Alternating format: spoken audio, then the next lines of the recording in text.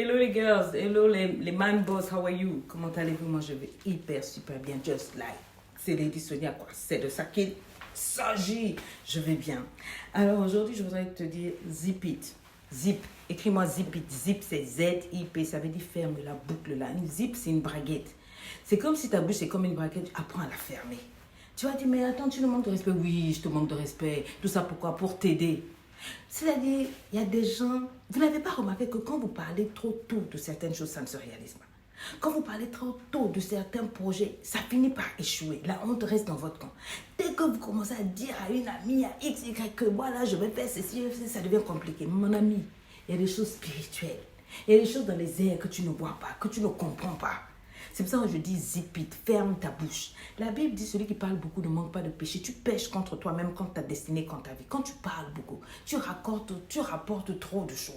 Tu dis ce qu'il ne faut même pas dire. Il y a des oreilles mauvaises qui t'écoutent. C'est pas parce qu'une bouche te sourit que ça veut dire que le cœur là est en train de te sourire. Oh non, c'est ma belle, c'est ma meilleure amie. Moi, on n'a pas de secret l'une pour l'autre. Je lui dis tout.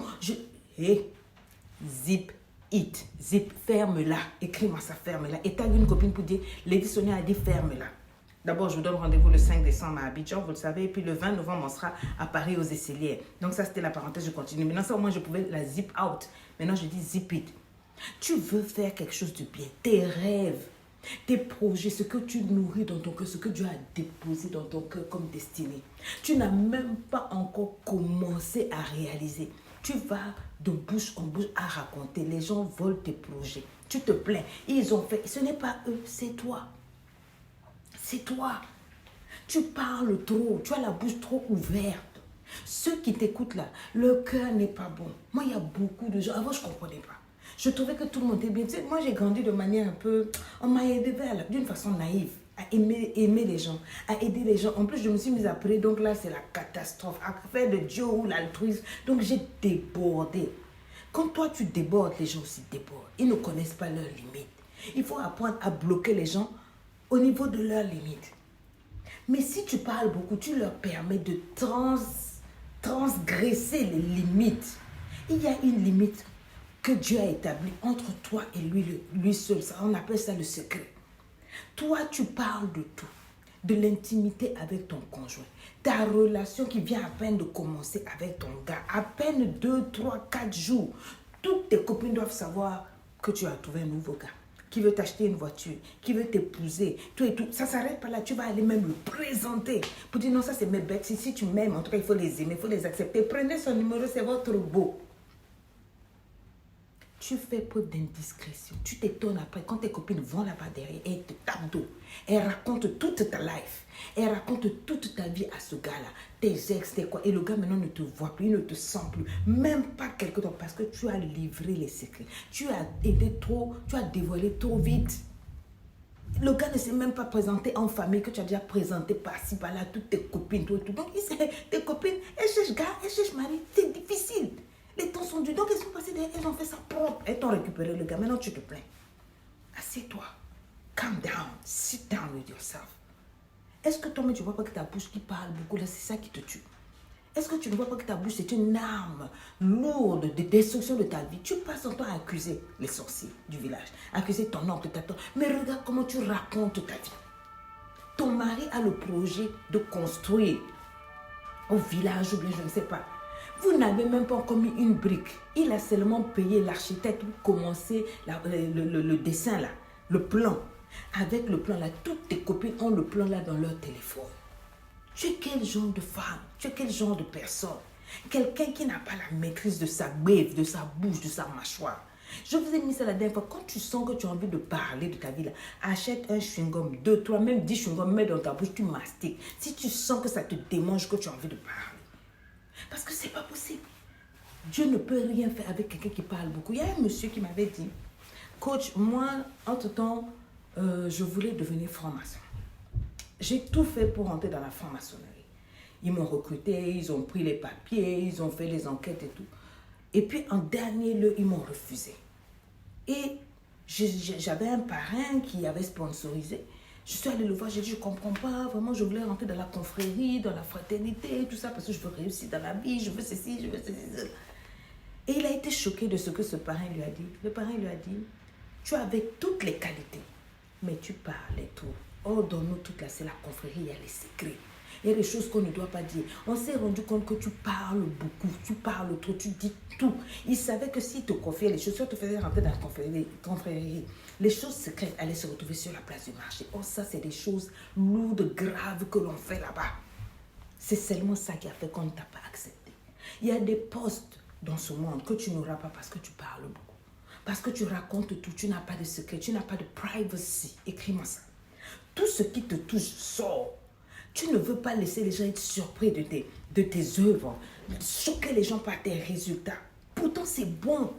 Les gens qui ont dit que tu ne peux pas réussir, tu ne fais rien, tu n'es pas obligé d'aller les convaincre avec ta bouche. Fais tes preuves. Quand tu as réussi, tu ramènes ça. Ils sont assez, eux-mêmes disent, yes. Mais tu n'as rien fait. Tu n'as rien fait. Tu veux un visa. Tu n'as même pas, tu as seulement eu le rendez-vous à l'ambassade.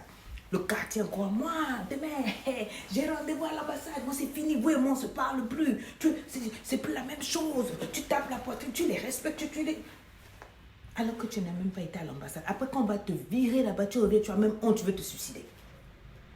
Je veux construire une maison, tu vas acheter une voiture, pris, grassant ton argent, kobo ba kobo, kobo ba kobo, tu achètes ta voiture.